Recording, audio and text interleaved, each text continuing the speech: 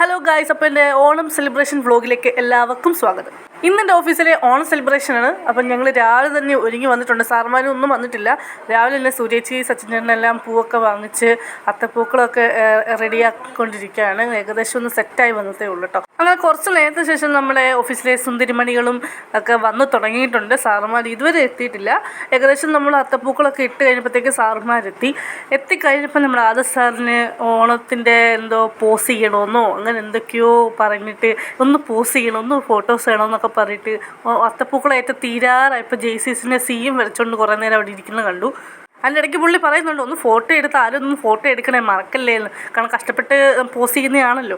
കുറച്ച് കഴിയുമ്പോഴത്തേക്കും നമ്മുടെ ഓണത്തിൻ്റെ അത്തപ്പൂക്കളെല്ലാം റെഡി ആയിട്ടുണ്ട്. അത് കഴിഞ്ഞ് ഞങ്ങളുടെ സുന്ദരിമണികളുടെ ഫോട്ടോ ഷൂട്ടായിരുന്നു. അകത്ത് നിന്നായിട്ടോ, പുറത്തൊന്നും പോയില്ല.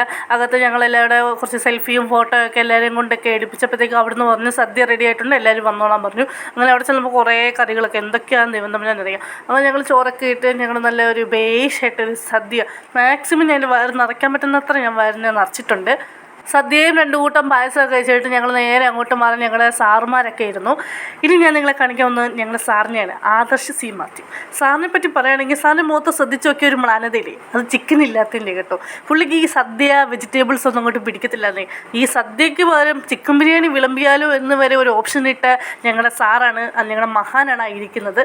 അതിൻ്റെ ഓപ്പോസിറ്റ് ഞങ്ങളുടെ ഓഫീസിലെ ചേട്ടന്മാരും ചേച്ചിമാരൊക്കെ ആയിരിക്കുന്നത് കേട്ടോ. അത് കഴിഞ്ഞ് ഞങ്ങളെല്ലാവരും ഫുഡൊക്കെ കഴിച്ച് നേരെ ഓഫീസിലോട്ട് പോയി. അത് കുറച്ച് തുള്ളക്കോ ഡാൻസും പാട്ടും ബഹളമൊക്കെ ആയി. അത് കഴിഞ്ഞ് നമ്മുടെ പ്രധാനപ്പെട്ട കാര്യം ഗെയിംസ്. ഈ ഗെയിംസിന് വേണ്ടി ഞങ്ങൾ ഒരാഴ്ച കുറേ നടന്ന് ഈ ഗെയിംസിൻ്റെ കോർഡിനേറ്റർ ഞങ്ങളുടെ HR ആയ സോൾമി ചേച്ചിയും അതുപോലെ ഞങ്ങളുടെ സൂര്യ ചേച്ചിയാണ്.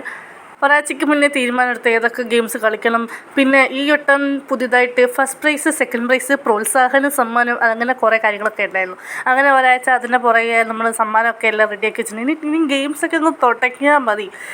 ആദ്യം കളിച്ചത് ബോംബിംഗ് ദ സിറ്റി എന്ന് പറഞ്ഞ എന്തൊരു ഗെയിമാണ്. അതിൽ ഞങ്ങൾ ആദ്യ റൗണ്ടിൽ തന്നെ ഞാനത് പുറത്തായിരിക്കുന്നു. അത് ഞാൻ അഭിമാനകരമായി ഞാനിവിടെ പറയുന്നു.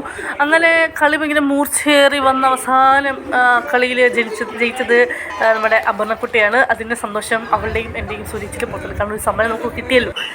അത് കഴിഞ്ഞ് ഞങ്ങൾ കളിച്ചത് ഈ ബോട്ടിൽ പാസ് ചെയ്ത് കളിയായിരുന്നു. ആദ്യമൊക്കെ നമുക്ക് നല്ല ത്രില്ലടിച്ച് ഓക്കെ സൂപ്പറായിരുന്നു. അതിലും ഞാൻ ഒരു 2-3 റൗണ്ടൊക്കെ കഴിഞ്ഞപ്പോൾ ഞാനും പുറത്തായി. അതിലും വീണ്ടും അഭിമാനിക്കുന്നു. ലാസ്റ്റ് റൗണ്ടിൽ അശ്വതേച്ചിയും അപ്പുറത്തെ ഓഫീസിലെ ചേട്ടനോടായിരുന്നു കേട്ടോ. ഞങ്ങൾ അശ്വതേച്ചി ആ ചേട്ടനെ തലമണ്ട അടിച്ച് പൊട്ടിയിരുന്നതാണ്. കാരണം ബോട്ടിലങ്ങ് എറിയുമായിരുന്നു. പക്ഷേ അശ്വതേച്ചി തന്നെ അവസാനം അത് വിജയിച്ചിരിക്കുന്നു ഗൈസ്. അങ്ങനെ ആ സമ്മാനവും നമ്മളത് നേടിയെടുത്തു. അത് കഴിഞ്ഞ് അടുത്ത കളി എന്ന് പറയുന്നത് ദംഷറാട്സ് ആണ്.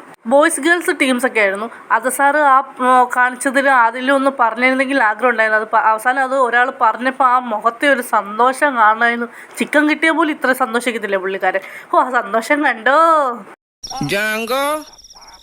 നീ അറിഞ്ഞാ ഞാൻ പെട്ടു. സുരേഷനെ കിട്ടിയത് എന്തോ കടികട്ടിയുള്ള വാക്കാന്ന്. പുള്ളിക്കാരൻ എങ്ങനെ കാണിക്കണമെന്ന് അറിയില്ല. അവസാനം കാണിച്ചൊന്നുമില്ല കേട്ടോ. ഞങ്ങൾ ആൻസർ പറഞ്ഞത് എന്ത് ചെയ്യാനാ.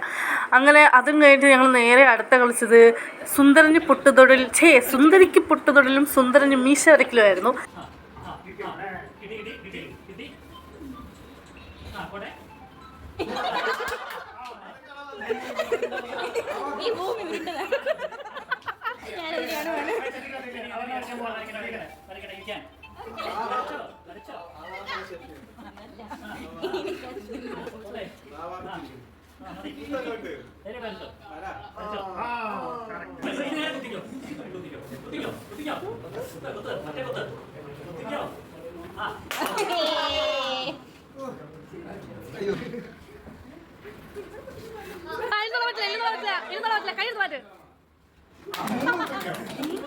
അങ്ങനെ ഗെയിംസ് ഒക്കെ കളിച്ച് കഴിഞ്ഞ് ഞങ്ങൾ വീണ്ടും കുറച്ച് ഫോട്ടോസൊക്കെ എടുത്ത് ഞങ്ങൾ 5 മിനിറ്റ് കാര്യമൊക്കെ പറഞ്ഞിട്ട് എല്ലാവർക്കും ആശംസകളൊക്കെ നേർന്നിട്ട് ഞങ്ങൾ ഒരു 5:15, 5:30 ആയപ്പോഴത്തേക്ക് അവിടെ നിന്ന് ഇറങ്ങി കഴിഞ്ഞപ്പോൾ വെളിയിരുന്നിട്ട് ഫോട്ടോ എടുക്കണം എന്നുള്ള തീരുമാനത്തിൽ ഞങ്ങൾ കുറേ സിംഗിൾ ഫോട്ടോസും അല്ലാതെ ഗ്രൂപ്പ് ഫോട്ടോസും കുറേ എടുത്തു. അപ്പോൾ എല്ലാവർക്കും ഓണാശംസകൾ നേർത്തുകൊണ്ട് ഈ വീഡിയോ നിർത്തുന്നു. ബൈ.